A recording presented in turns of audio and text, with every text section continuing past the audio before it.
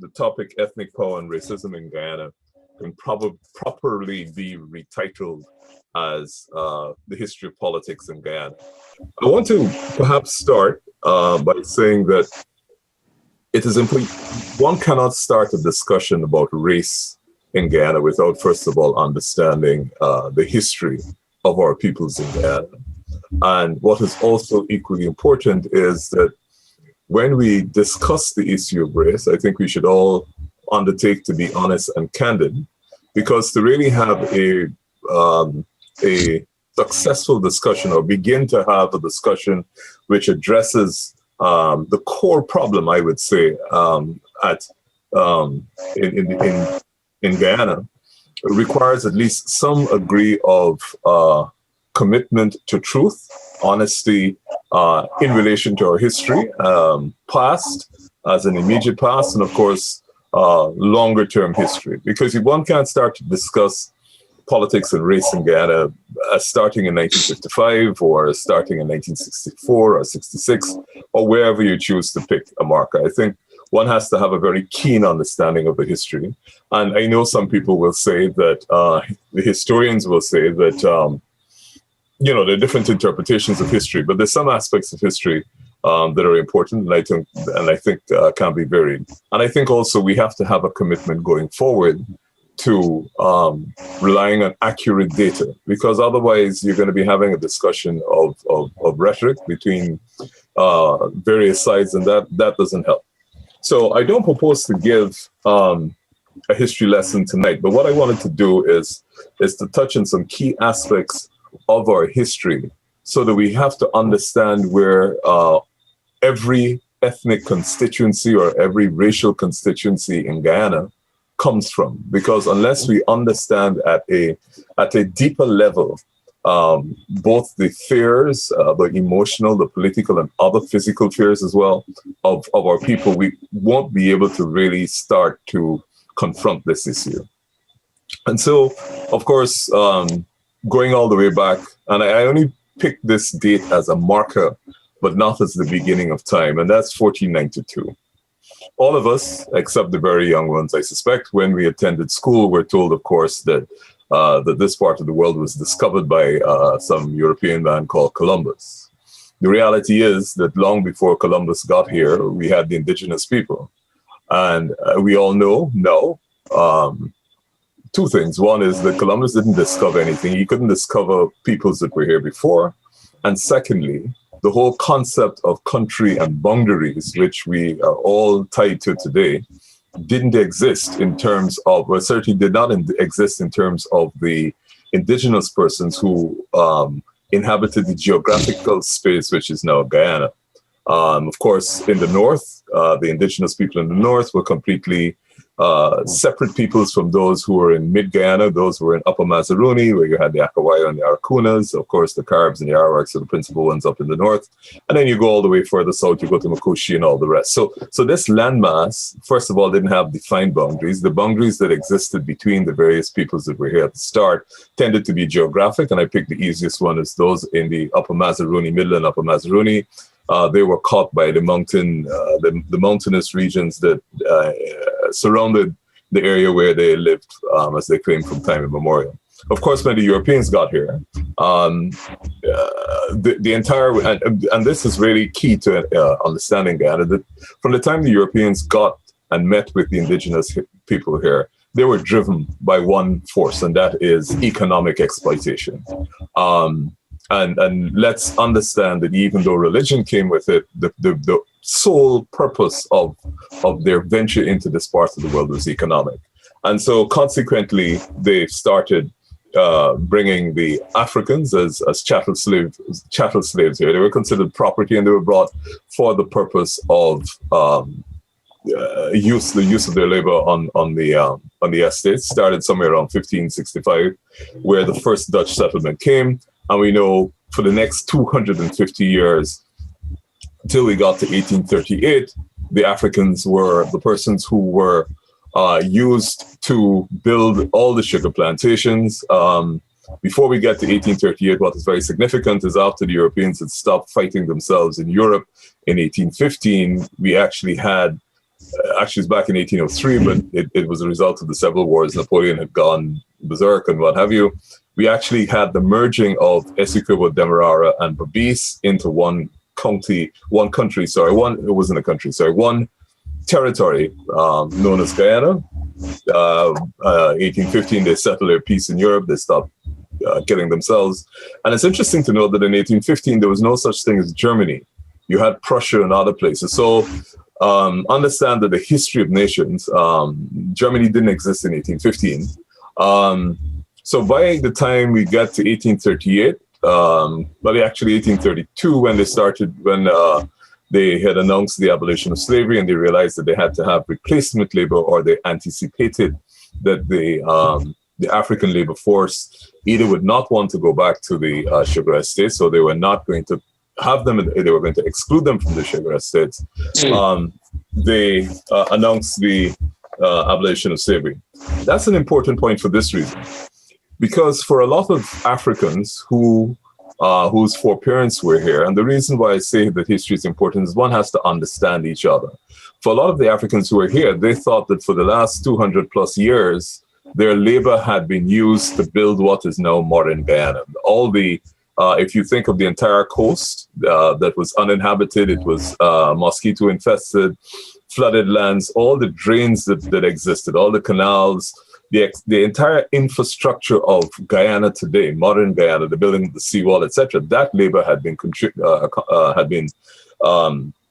come solely and exclusively from the African people. So by the time you get to 1838, I think the Africans felt that certainly they didn't have any concept of independence of Guyana at that time, because that was just not on. The superiority of the white people was a presumed global phenomenon. But they certainly thought that they were entitled to be in where they were. England, of course, dominated the world, and they brought most of the replacement labor after experimenting, of course, with the Portuguese, Chinese, and others. They brought most of the labor in from India, because India was completely dominated by the British at the time.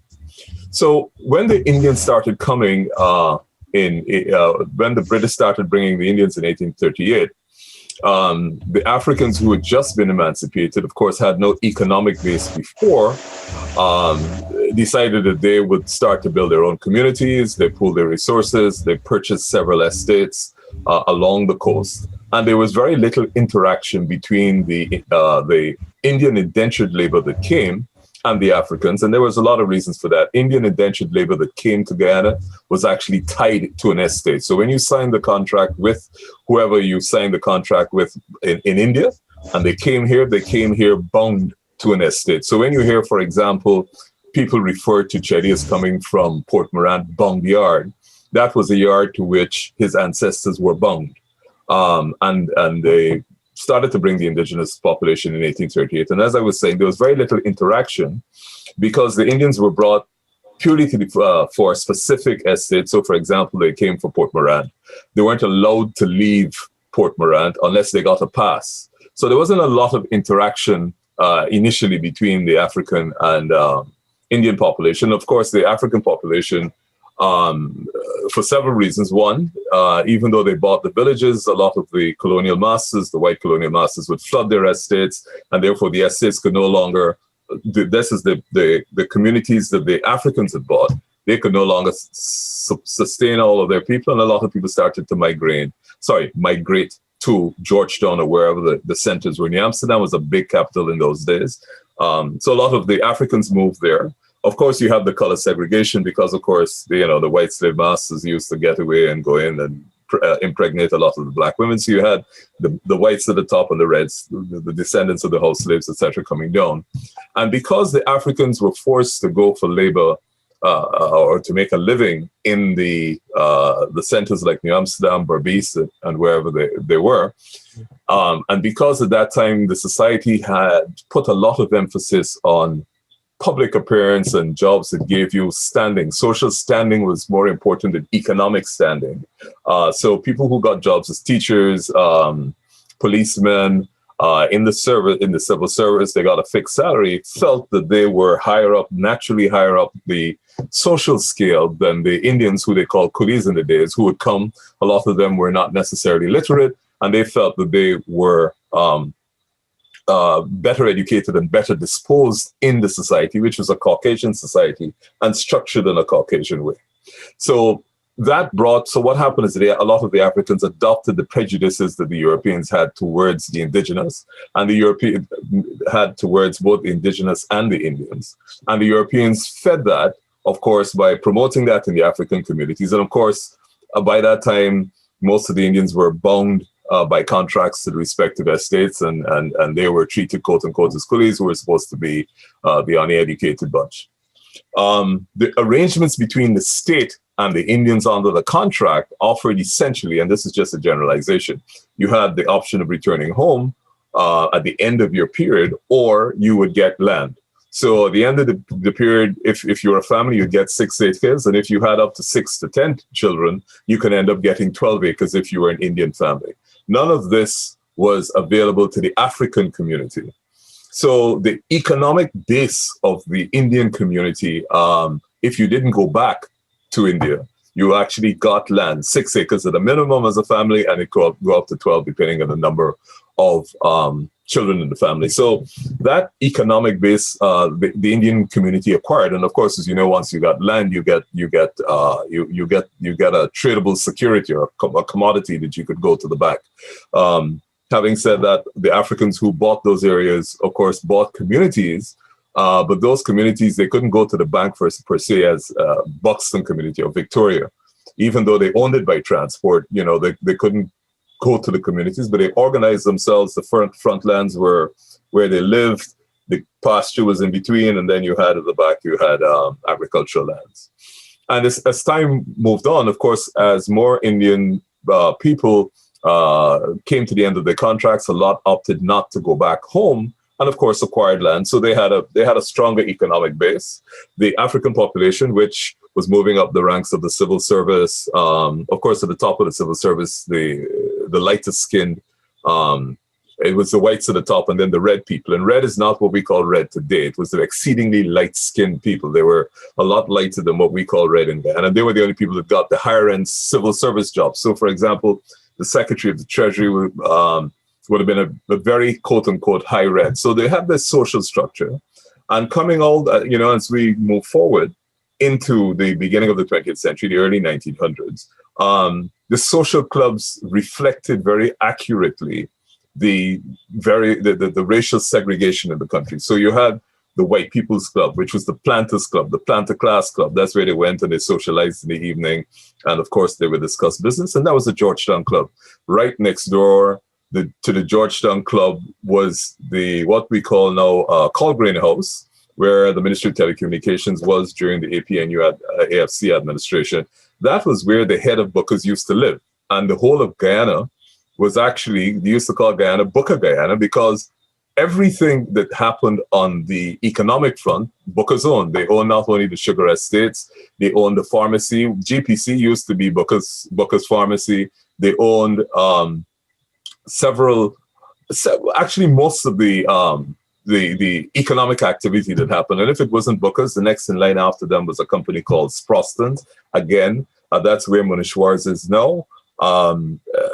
So that was the second area. So the top and the social clubs, as I was saying, the top was Georgetown Club, and the head of Booker's lived next door in Colgrain House.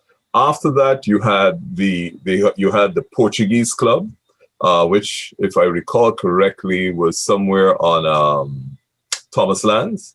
You had a Red People's Club. So you didn't even get to the bottom of the pile yet. You had a Red People's Club, which also was on Thomas Lands. You had the Indian Club, which is Everest. The Black People's Club was called the Demerara Cricket Club. And the Chinese had their own club. I think it might have been, it's where GMR and Essino is. At the time it was, I can't remember if it was Cosmos, but they had a Chinese. And that was essentially how Georgetown was structured. And Georgetown reflected essentially the social standing in the society. New Amsterdam was a very, very powerful center for business. And they had the same stratifications, white at the top. Well, most of the whites started to move out. Then you had red and various shades of red.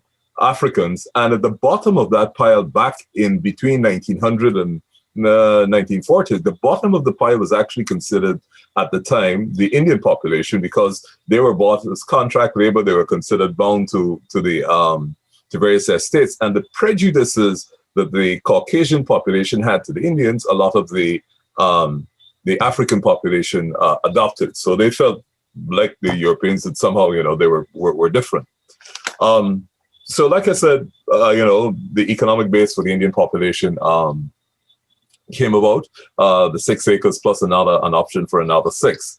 And so in the 1900s, you had people like Critchlow who were organizing labor in Georgetown. And that labor, of course, was essentially African, because you'd never used to see a lot of Indians in Georgetown in the early 1900s, because, of course, most of them were bound to the estates. So a lot of the labor, for example, the dock workers and what have you, they were organized by Critchlow, 1900s, were essentially African based, and you had the start of the trade union movement. Around this, the other thing that was going on in Guyana, apart from sugar, was, of course, a lot of gold was going on and being found in the interior, and a lot of blacks would, especially from the coast, would go into the interior, and that's how you got the whole pork knocker. So you fast forward all the way to somewhere around 1947, when Dr. Jagan had returned to Guyana. By 1947, when he returned, and of course, Guyana has always been very, very politically aware of what is happening. Critchlow was ahead of his time and ahead of the Caribbean back in the 1900s. Chetty came back with his wife. And by that time, understand that the people in the Caribbean knew that independence was going to come, because the big jewels in the English crown, India, followed by Kenya, they knew that once they got independence, the rest of the society, the rest of their colonies were going to go.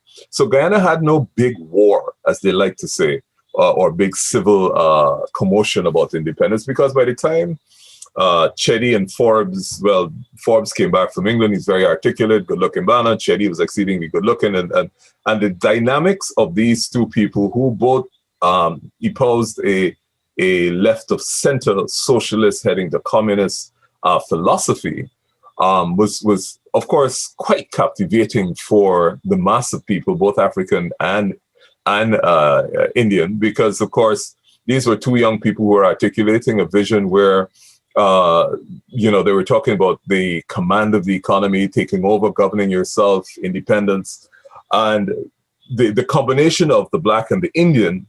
Chetty, of course, was extremely popular in the rural communities, and if you could imagine, in Georgetown, a lot of the people who are lighter skinned upwards turned their noses at the whole concept of independence, and the fact that, oh my God, these natives, either African or Indian, were eventually going to run the country. So they had a lot of other social dynamics going on.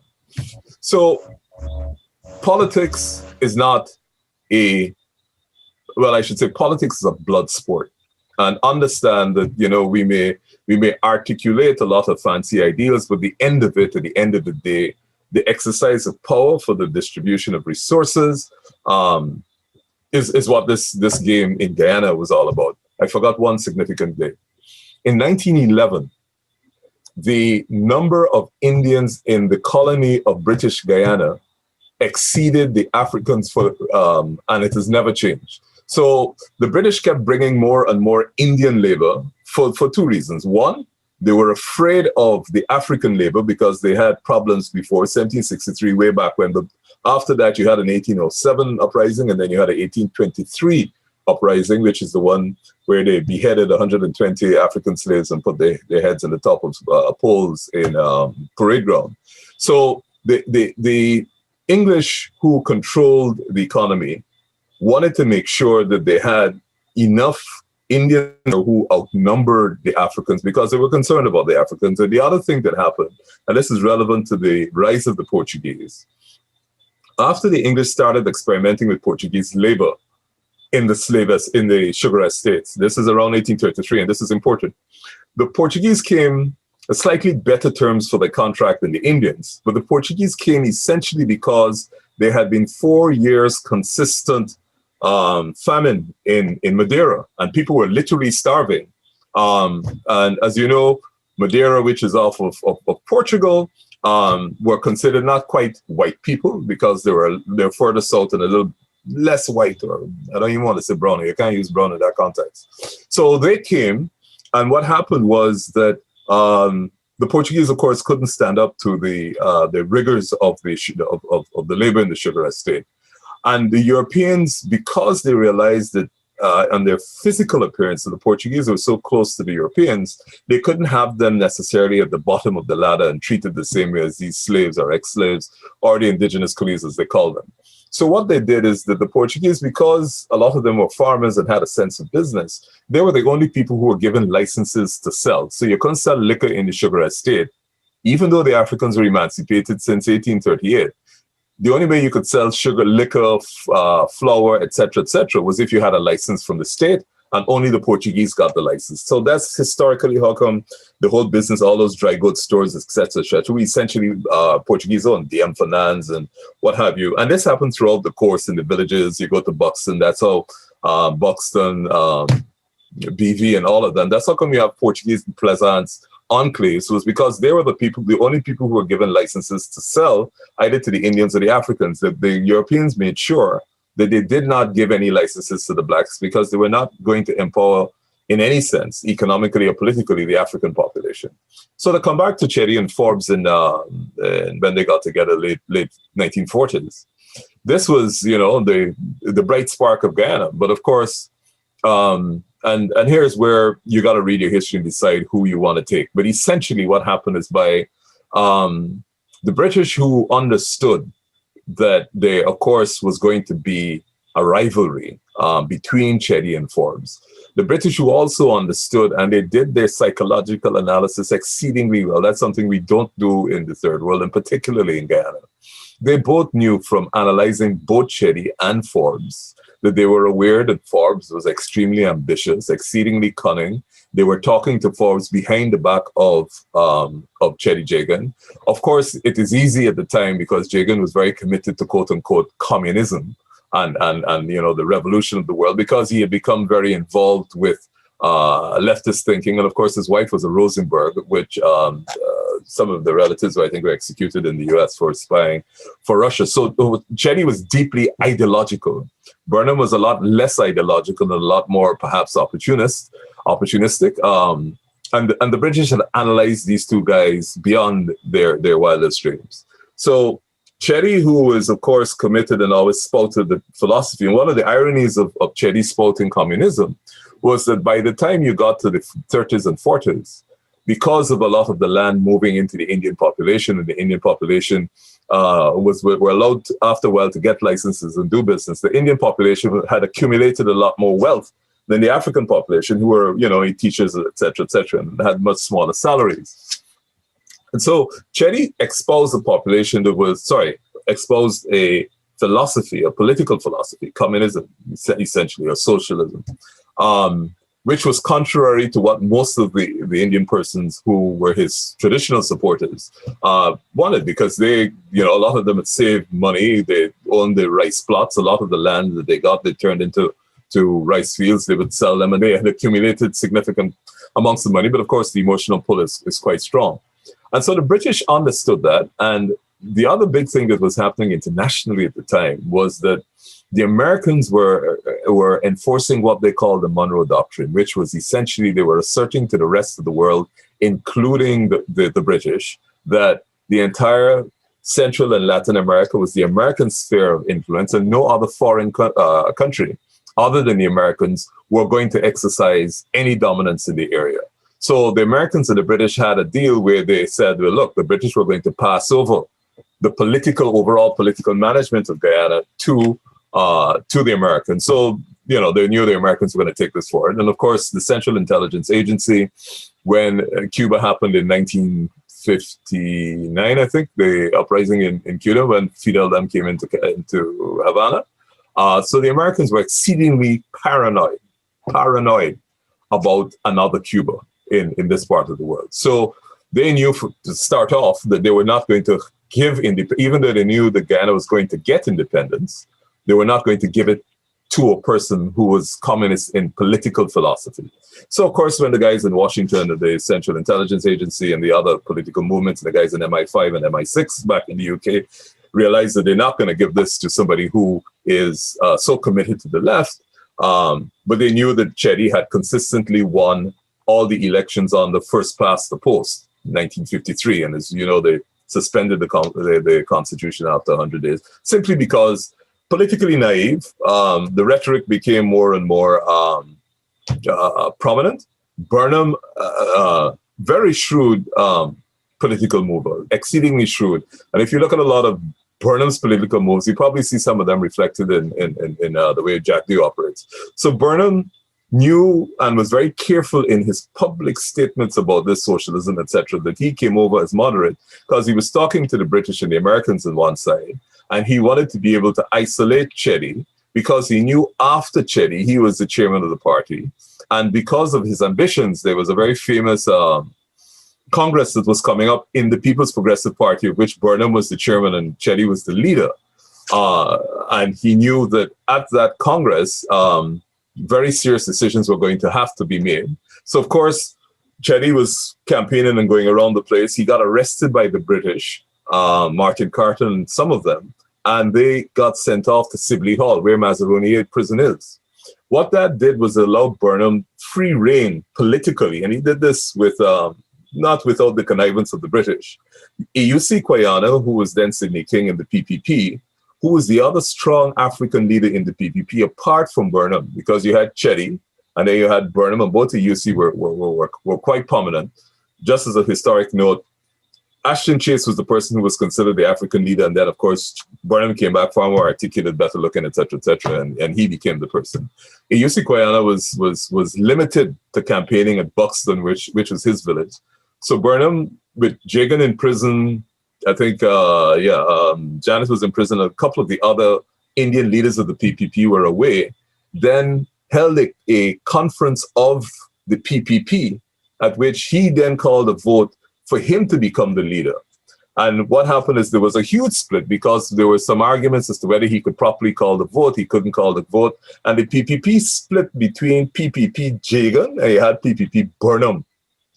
Long before the PNC, they had those two factions. And of course, naturally, what came out of that split was the political, I would say, the open political differences between the African and the Indian population. It didn't come over at that time because at the time of that split, a lot of the African people did not go with Burnham, for example. So Sidney King had not yet changed his name to A.U.C. Guyana. He stayed a Jagan supporter, and at Brindley Bend. So a lot of the Africans did not support this, or didn't support Burnham in the split. Anyway, the split eventually from PPP, Jagan PPP to PNC, to Burnham PPP, came around 1953 when the People's National Congress was formed, and the essential, the core support of the People's National Congress was Black, and which left Chedi, of course, because Chedi was always stronger in the rural communities, left, I don't want to say left, but the core support of the Jagan faction was Indian. Before that, a lot of the tensions existed in the party. Race was becoming a real issue because a lot of the urban Africans felt that, one, they felt that they were superior to the Indians at the time. Chedi was a communist, and that was like saying Chedi's the devil because, of course, we were fed all this stuff about communism. And that split between Burnham and Jagan, when he called the meeting, made himself leader, and then eventually by 1953 became the People's National Congress. The African support went to Burnham. What then happened within the PPP is that there was a faction, an Indian faction that was in Jagan's ear all the time saying, look, you see, Ghani take all the Black people, and as we were telling you this all the time, a lot of that was in Burnham's ear before the split as well. And after a while, people like Martin Carter, who had stayed with Jagan, moved over to Burnham. A.U.C. Guyana came over to Burnham. And that was really the core beginning of the politics of race in Guyana. So the split And this is where it's extremely important for the AFC to understand that the split came not on ideological grounds, but essentially this split was driven by the personal ambitions of these men. And they realized, like in politics, that if the base which is going to carry me to power is going to be my core ethnic supporters, then you got to pander to a certain extent to your base. So that split came, but under the first past the post system, and the British knew this well, the way the population was distributed, and remember the Portuguese had a very powerful partner in the United Force, so all the Portuguese used to vote for De Gaulle. The way that first past the post was structured, Chedi would always win. So they had a big election in 1961. And of course, in that election, the PNC was very badly beaten. I can't remember, 18-8 or something like that. But the numbers, when you combined the one man per vote, the numbers of the votes were, preponderance of the votes there were more people who voted against the PPP, i.e. for the UF and the PNC, than they were. And at that time, it became, and I think this became obvious to Burnham a long time before, that because of the numbers, and because since 1911, there were more Indian people in Guyana than the British had brought more Indian people than they had brought Africans who, well, they stopped bringing Africans from 1807. So it was just the local African population, the former enslaved. Burnham knew that numerically, he could never win an election on one man, one vote, especially in the constituency system. So what the British did with the Americans was that they decided that they were not, by that time, by 1961, big defeat for the PNC. Matter of fact, Burnham's best speech ever in his life, if you get an opportunity to hear it, and it was excellent, was at Merriman's Mall after the defeat in the 1961 election, I think it was, where he says to his supporters, "Will you wait with me for one more hour?" Which comes from Christ and the after the Last Supper, and they were in Gethsemane. And he just spoke about the vision for Guyana, etc. To say that Burnham was more articulate than Jagan is a statement of fact. And he literally articulated this vision for Guyana. Of course, a lot of the American propaganda and the British propaganda was coming in saying Jagan was communist and he wanted to take your land, etc., etc. And Chedi in 61 introduced what was called the Caldor budget, which everybody classified as being very highly communist. Burnham gave that speech. The British and the Americans decided the only way they're going to beat Chedi or the PPP was if they changed the system from constituency to proportional representation.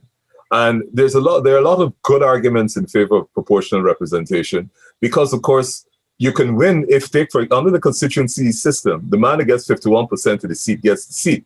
And if that happens across all the constituencies, it means that you permanently have 49% of the population never winning a seat and always unrepresented. So there were a lot of good arguments for PR. The British decided they would change the system, which they did. They were in control ultimately of Guyana. We changed from first past the post to PR. Of course, huge civil war. Burnham, after he gave that speech, realized that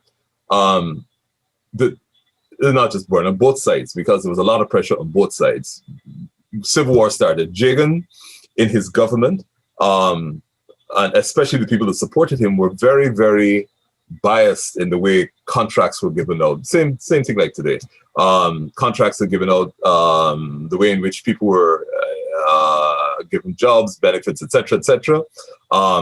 That came out. A lot of his ministers, as a matter of fact, some of the very prominent, very wealthy families got contracts that allowed them to amass great wealth. So the corruption was also there. The CIA, of course, was feeding a lot of money through the unions to the People's National Congress and the United Force. So literally our civil war began.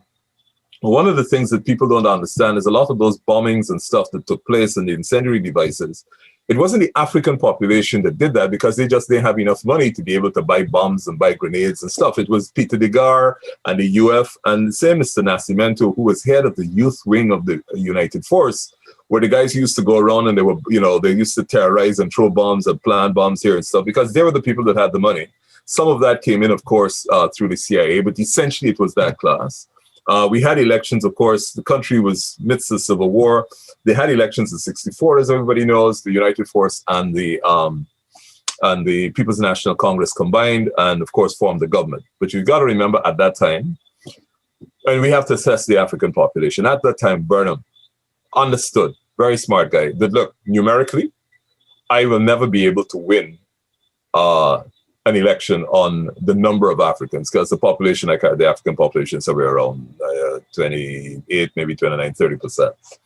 The Indian population was definitely at 57, 58%. So he knew that that would never happen. And if there was ever, quote unquote, a free and fair election, that this is not going to happen. He also felt, like many African people feel, because we have to go into this when we analyze our ethnic politics, that having taken the free labor of their foreparents for over 200 years, up to 1838, they were entitled to this land. They were at least entitled because it was their labor and sweat that had built it.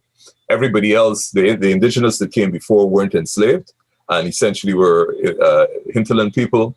And everybody else that came after that came on contract. They got paid for their labor. You can say the terms might not have been most favorable, but they got paid. So the African population had a very, very strong feeling that on the numbers, they were going to be completely excluded from the economic benefits of the country, because after having given free labor for 250 years, their numbers were now by design smaller than the Indian population that had come. Like I said, since 1911 was when the Indian population began to exceed the African population.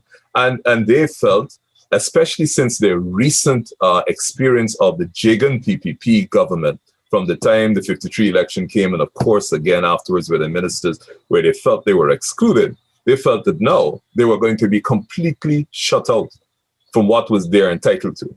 So Burnham knew that, and he also knew at the same time that the United Force was a highly capitalist party based in privilege. They controlled the entire Water Street, which is the equivalent of Regent Street now, for those of you who are young. The center of gravity of business in Georgetown was where Guyana Stores is now, Booker's. Booker's was the big department store. The smaller one by a significant scale was Fogarty's. Across the road, you had Sproston's, which is now Muniswar's, and Water Street was the street. The Lebanese and Syrians who came, names like Abdel Noor and Bagdisi, they owned the rest of the stores. So it was either the Portuguese who owned most of the stores, or the Syrians. Syrians started coming hawking carpets and cloth, both of cloths, and they used to walk bolts of cloth. They used to walk down the road selling them. So Burnham knew that he was in a position where his core supporters had virtually zero economic power. The village movement had delivered and had organized a lot of the villages that were successful. But of course, you had a large urban population, a lot of them unemployed, and he understood that the economic structure, whites owning all the land at the top, Bookers owned all the sugar estates. Imagine all the land on the entire coast of Guyana was owned by Bookers. So he knew, and the other big center of gravity for economics was Linden, which was the Demerara Bauxite Company, Canadian Bauxite Company. So all of this stuff was owned by foreigners, and immediately after the foreigners in terms of economic power was the Portuguese. So he knew that inevitably the Portuguese and the blacks, even though they were in a political union, were going to come to grief. And that is a lot of what drove Burnham to start interfering with the electoral process from 1969. And that continued until 1992. It was born out of fear, because the only way he could deliver any sort of economic resources and change the economic imbalance in the society was if he remained in power, and to do that, he had to rig. So from between 1972 and 1974, he nationalizes sugar. Now, that was a big economic burden, but the good thing was that sugar prices were extremely high. And even though he had rigged the elections and the relations between the Indians and the blacks were poor, and between him and Chetty were strained, Chetty politically supported, because of his politics, because he was more left to Burnham all the time, He supported the fact that the state was going to take control of the economic heights, as they call it, of the population. So all the nationalizations, Gaisuco first, because sugar was great, the price of sugar was great, the best crop we've ever had in terms of money was 1974. So at the time, if things had continued along that trend, we would have been able to pay, we had to pay Booker. He then nationalized Demerara Bauxite Company. Chetty supported all of this. It was called critical support because he felt that at the end of the day, the locals need to control the economy. And of course, a lot of the local Indian businesses found that they now were going to be in a position to provide a lot of the goods and services that the white people were previously, that had previously survived. What then happened is we had in 1974, the oil crisis. And the price of oil went up by 200-300%. OPEC took over the world prices, and that killed Guyana's social experiment. Problem was we were committed to the economic path that we were. Things got bad because we couldn't pay our external debt. The exchange rate started to go through the roof, and the domestic social circumstances and economic circumstances got tighter across the board. Burnham knew that to stay in power, he would need some means of enforcing this. So he started to build a lot of paramilitary. He set up the National Service. National Service is a two-sword thing in the sense that its intentions were very good. It was the first time, if you talk to both Africans and Indians who went to the National Service, it was the first time people from the Indian population would actually meet people from the African population in a social setting when they went off to the centers. And they'd have to work together, get up at 6 o'clock in the morning or 5:30 to do drill, et cetera, et cetera. And as a social experiment, it worked very well at that level. But because by that time, Burnham was a dominant political figure and everybody thought that this was just him and his megalomania. But if you talk to a lot of people, they said that was the best time. And for a lot of persons, it was the first time, if you were African and urban, that you actually came into contact with an Indian person and saw how they lived, and vice versa for Indian people. But the National Service, because of a lot of the political rhetoric, got a lot of bad name. But Burnham also knew that he had to build up the paralegals to be able to control the power of the state. That just kept getting worse. People's militia came around, the GDF had to swear allegiance to the People's National Congress, and we went through that whole era where the party flag was flying in front of the Court of Appeal. And what is also significant is that by the time you got to the late 70s, Rodney came back here somewhere around 76, 77. A lot of African persons started to challenge Burnham.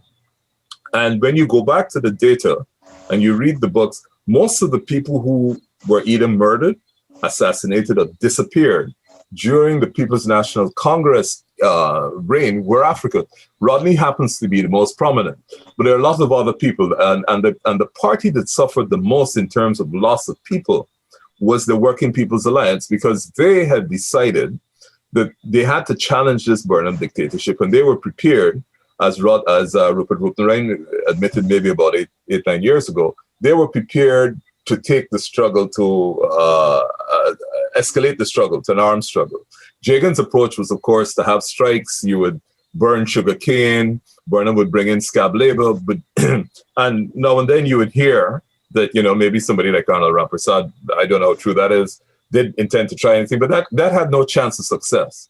The people who began to really rattle Burnham in the late 70s were the Working People's Alliance. And you had this very charismatic Rodney that was talking about the unity of the peoples. Never before Rodney started to raise the issue of the unity of the working class of Guyana has any political party ever seriously addressed the issue of race. Rodney started to address it at the political level.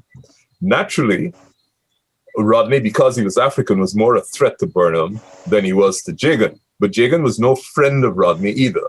He was a friend in the sense that an enemy of my enemy is my friend, so he supported him paternally. But Jagan wanted to become the leader. Rodney had become this new star. He got assassinated. Depends on who you read. He either blew himself up or Burnham killed him. You read the history. I wouldn't offer a view on that. After Rodney was removed from the political scene, there was no rival African to challenge Burnham. And my personal view is, up to this day, if Rodney had lived and we had free and fair elections, which was not possible in 1980, but if we had them, Chetty Jagan would have won, just like how the PPP won in 92, simply because the numbers were always in favor of the Indian population. And Rodney would have just split the African vote. Rodney might have got a couple percentage of the urban Indian, but that, like it is, that percentage is very small. It didn't exist. It would not have changed the dynamics. And of course, the rest is hidden. Rodney goes, economy crashes, Burnham dies. By the time, of course, between 80 to 85, I think were the worst years of Burnham. I think he really went off the charts in those years. He died. Of course, his party had declared itself socialist. In 1985, Hoyt came. Hoyt, knowing what happens in the reality with the numbers were that he couldn't win a free and fair election, also knew that this socialist experiment couldn't work. He cut a deal with the West and literally said to the People's National Congress, we got to turn around, we got to privatize, et cetera, because that was the only way Guyana was going to get out of its debt trap. So there was a lot of dissatisfaction in the African community about Hoyt. Come 92, however, of course, you have a free and fair elections, and naturally the People's Progressive Party was going to win, even though there was significant dissatisfaction with Burnham, with the PNC. The People's Progressive Party still needed a vote or so from the Working People's Alliance, I think in one of the rural constituencies, and took over. But from 92, the African population felt completely excluded. It didn't start that way, but there were a couple of pointers that began to trigger in the African community that they would be excluded. So Chetty made a very unfortunate statement when he was trying to explain a problem in Guyana and said Black people at the bottom of the social ladder, or the last rung of the social ladder. Of course, that got taken into a different context. And after that, Black persons started to get excluded. And the AFC needs to understand that, because if you are a leader in a party, you're under a lot of pressure. So Chetty, no doubt, was under a lot of pressure from the Indian supporters in his party saying, look, the people ruled for so long, you got to give me this contract, give me that, you got to set this up, blah, blah, blah. So he's under that pressure. The African population clearly not supporting him. So it's not going to be there. The leader he chose, or the person he chose to be Prime Minister, Mr. Hines, was not a leader in the African community and did not have much respect in the African community. And as you know, in politics in Guyana, you can't pick and pluck somebody from another community and put them there and say, oh, they represent your interests. It just doesn't happen. So after, unfortunately, Chetty died in 97, I think it was, his wife took over. And that, I think, that set off the African population, because after having fought so much, you had Burnham, who spoke so much about the destiny and the mold and you're justifying your aspirations. To have a Caucasian woman come and run a country, literally, you couldn't ask for a political event that would galvanize the people. So the African people said, absolutely no way. We couldn't have, 1763 uprising and come through all the uprisings to vote for a Caucasian person or have a Caucasian person as your leader. So that was a big rallying point. And as you know, between 97 and 2000, a lot of dissent took place. The civil service went on strike. They were taking white dolls and putting pins in them and saying we're working in Janet and stuff. And the underlying race relations became really, really, really bad. We changed the constitution. We created what was potentially the most modern constitution, but at the same time, both the PPP and the PNC wanted to dominate the political space if they were in office.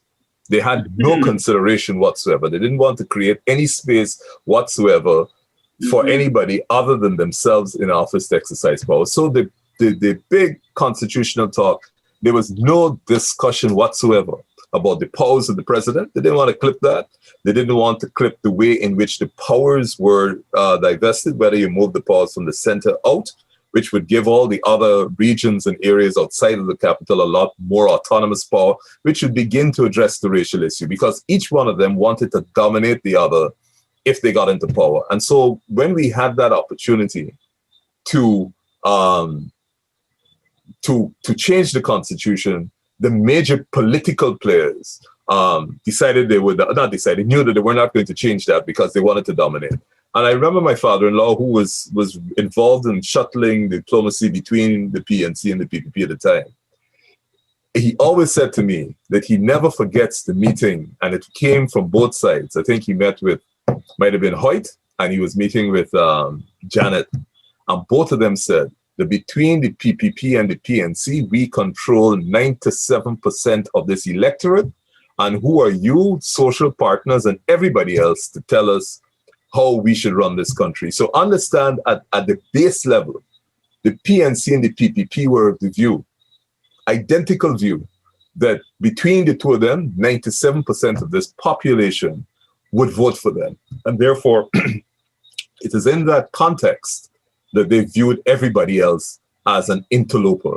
So any third party that came after that would have been a challenge to them. And that is where the AFC is today. So we had that. We had the electoral reform. Mr. Jagdeo went in. Mr. Jagdeo went in with great promise. He was young. He was seen as not of the generation of the race riots from the 60s. And everybody thought that this is a young guy. He's not going to be caught by the racial politics and the polarization, et cetera, et cetera.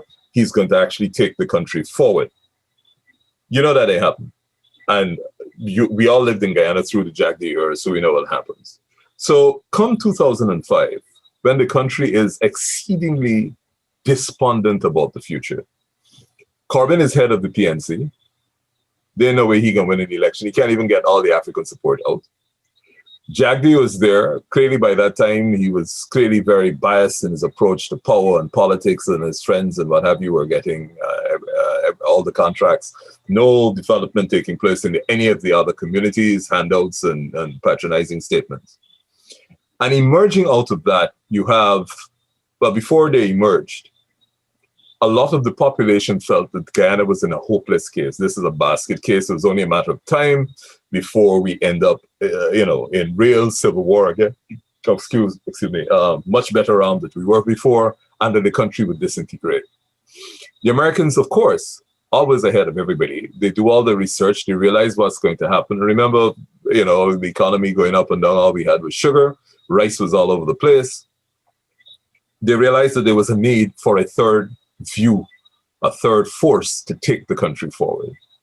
There were a lot of progressive statements were coming out. Starbuck News, which had been created under Hoyt's time, was promoting the idea. And out of that, of course, the megalomania of the power of Mr. Jagdeo in control of the PPP expelled Kemraj.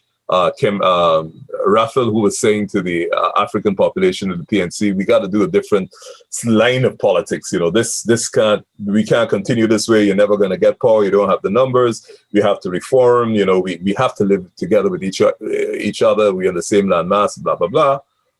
That, in that milieu, you then have Kemraj and Raphael, essentially. Sheila did come, but with the greatest respect to Sheila, I don't think Sheila was as prominent within the WPA as these two gentlemen were in their respective parties. And Guyana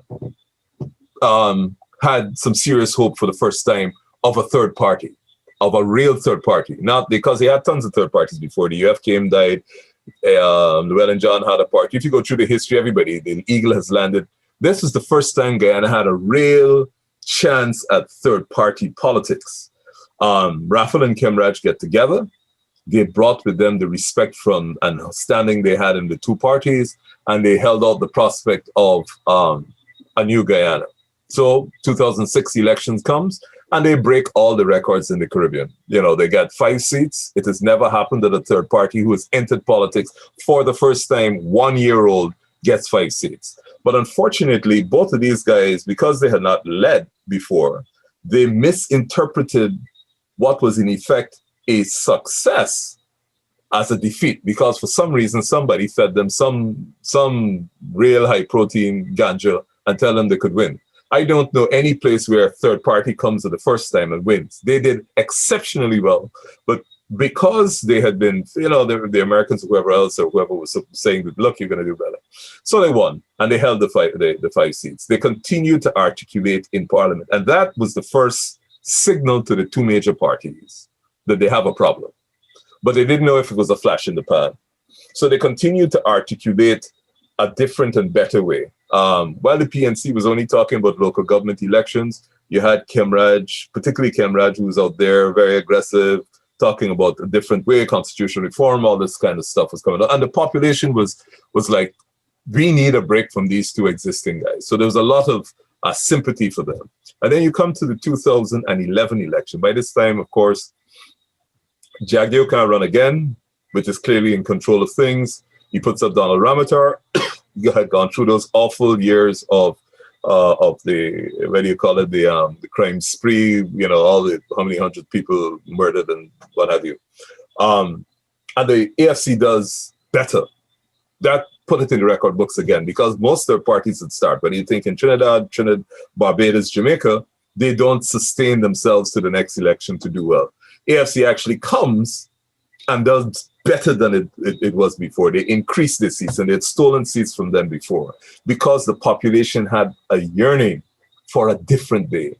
They do that, and they do a lot of political work, and because of the numbers and the assessment done, they came to a place in 2014 where they had to, end of 2014, the question was, the PPP had become, apart from the corruption, Ramotar never reached out. So he didn't take the fact that he was a minority government into context and start to have serious discussions. I mean, I'm sure in his quieter moments, if he looks back, at 2011 was the opportunity he had to start discussions with the Alliance for Change, because the Alliance for Change wasn't committed to the PNC in those days.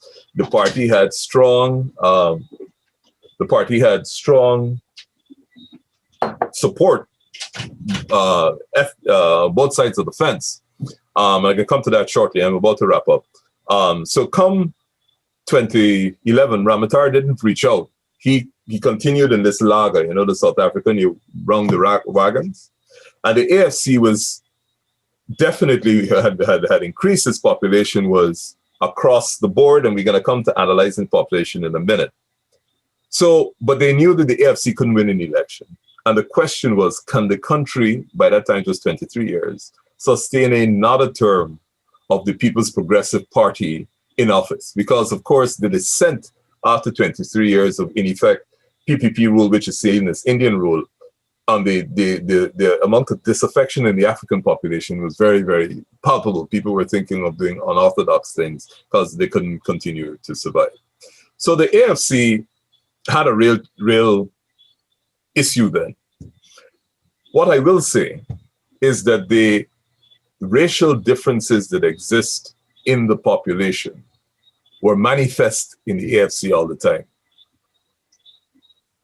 What the AFC did was it brought, one, an intellectual approach to the issue of race in politics without saying it, and saying that, look, there is a different way. Because the PPP didn't have to say race and the PNC didn't have to say race, because that's what they were about. There was never an argument about ideology. Yeah, you could have an argument about whether you want hydropower or not, but that was never really the argument. Those parties knew that their core constituencies were African and Indian. The AFC came, and because the enemy that you had to defeat at that time was the People's Progressive Party, then it was important that you take votes away from the People's Progressive Party more than if you took votes away from the People's National Congress. Because if you're taking votes away from the People's National Congress alone, then you weren't going to change the fact that the PPP would win the election. And so they were faced with a real dilemma at the time. I never forget that when this was put to the floor of the Alliance for Change, all the darker side of our insecurity surfaced. And it was clear that the approach of one side to the problem in Guyana, clearly, and justifiably so, the Indian population had real fears about going into an arrangement with the African population, because the commitment of the Alliance for Change was to, as Kemraj says, I think he said dead meat if you join with any of them, was that the AFC was going to lead a separate and independent path.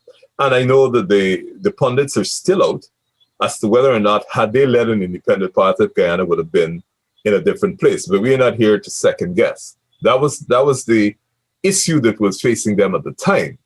And when this was put to the floor of the Alliance for Change, I was the chairman at the time, a lot of the deep-seated fears that we all have of the other side emerged.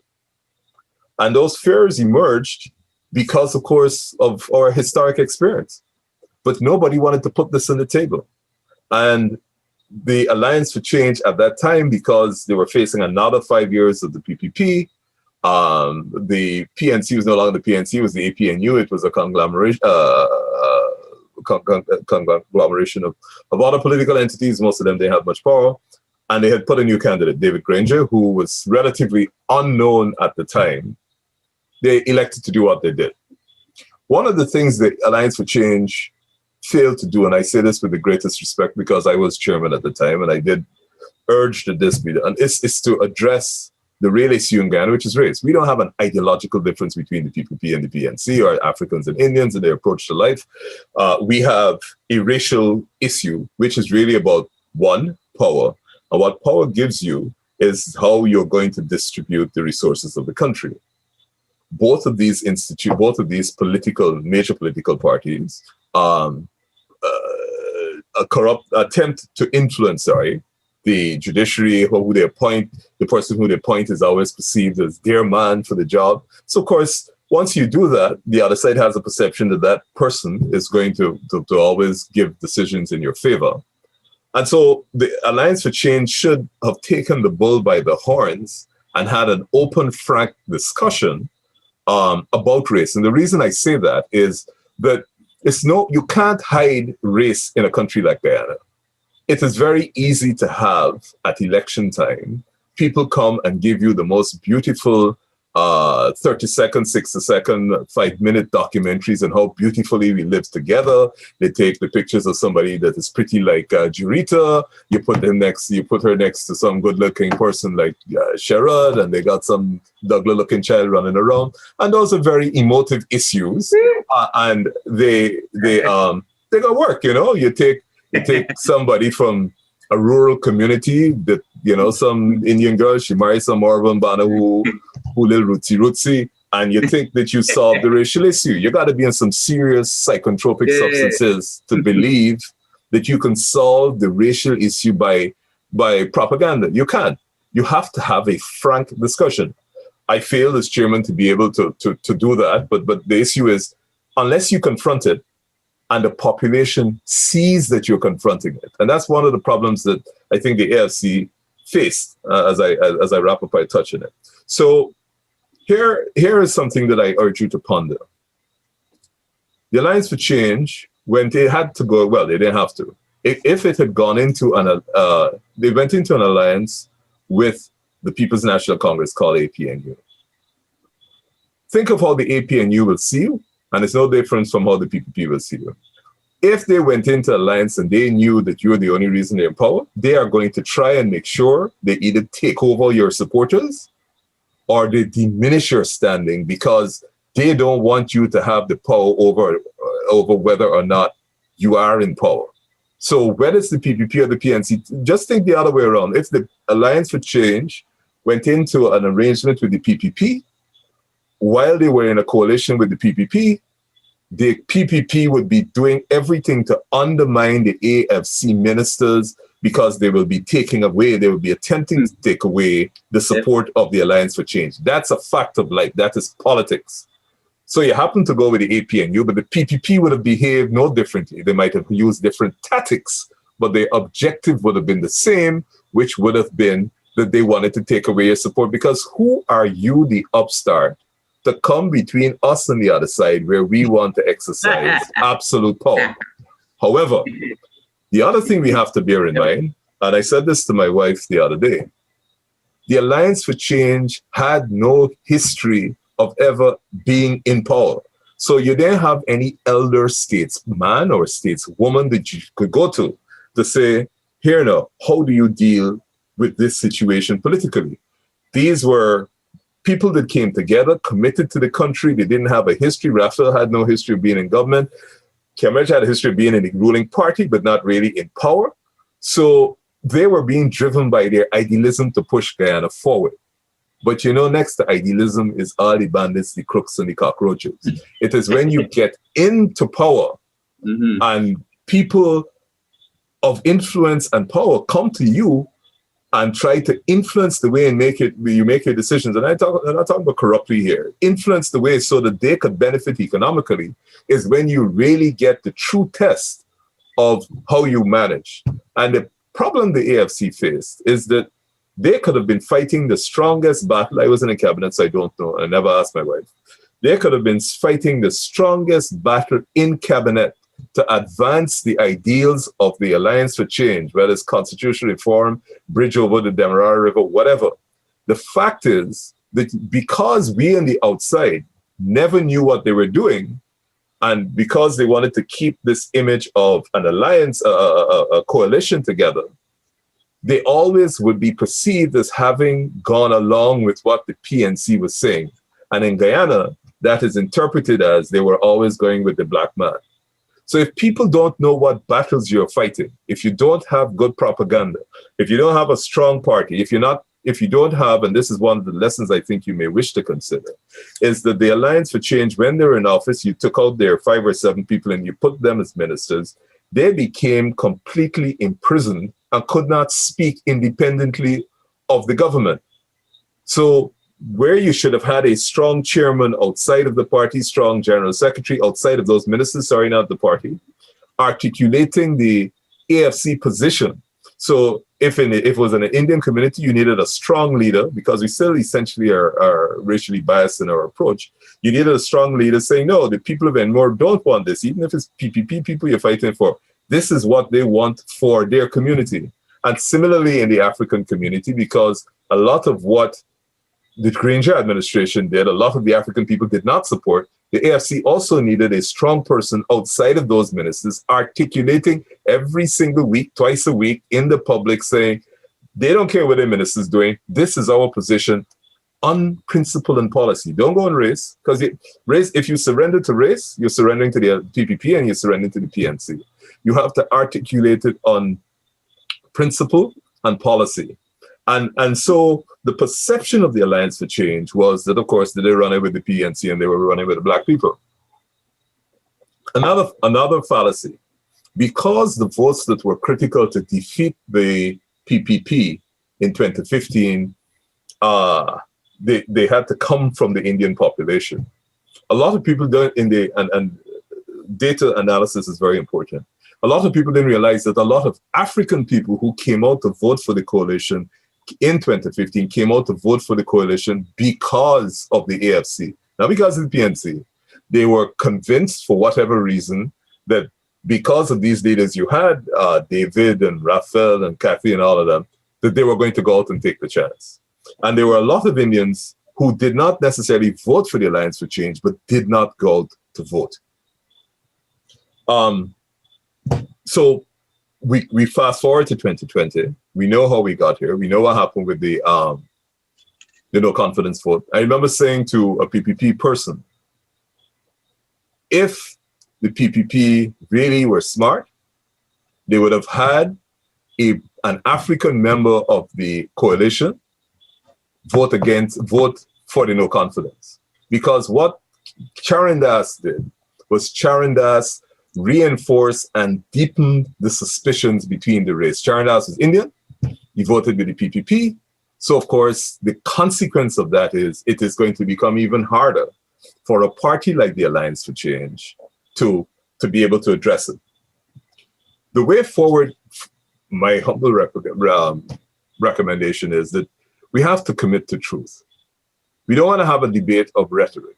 So we have to start collecting data. And one of the big areas, because politics is about power, and power ultimately is about how you're going to share the corn. I know, again, enough cost fit, but all of this thing here is about how this corn gets shared. And therefore, before you could talk about sharing the corn, you got to know how the existing corn sharing. So you need to have a realistic picture of how the pie is shared. So if it is that the indigenous people collectively in this country only own 2% of the economic pie, then we got to address that, because they ain't 2% of the population. Similarly, if the African people only own 10% of the economic pie and they are 28% or 32%, you have to address that. And you can only start to address this economic problem by looking at data. And that data has to be desegregated on the basis of race so we can begin to address the problem by, at the end of the day, all government really should be doing is determining policy. And at least if there is an area where some part of the population is being excluded or not being afforded the opportunity, then you have to address that by policy. So you need to look at the education figures. What percentage of which set of people are going where? Who is qualifying? Who's getting the better jobs? Because you can only govern a society ultimately if you have that information and you react to the differences.